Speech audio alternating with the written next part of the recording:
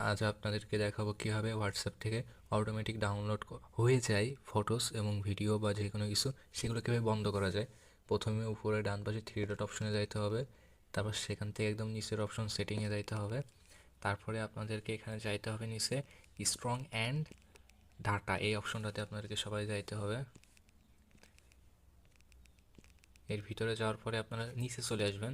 নিচে আসার পরে আপনাদের কাজ হচ্ছে এই নিচের অংশটুকু, এই যে এই অংশটুকুতে আপনাদের কাজ যে মিডিয়া অটো ডাউনলোডেড, এখান থেকে হুইন ইউজিং মোবাইল ডাটা এর ভিতরে যাবেন। আপনারা যদি অটোমেটিক ডাউনলোড করতে চান তাহলে ফটো, অডিও, ভিডিও, ডকুমেন্টস যেটাই চান সেটা আপনারা ক্লিক দিয়ে ওকে দিবেন।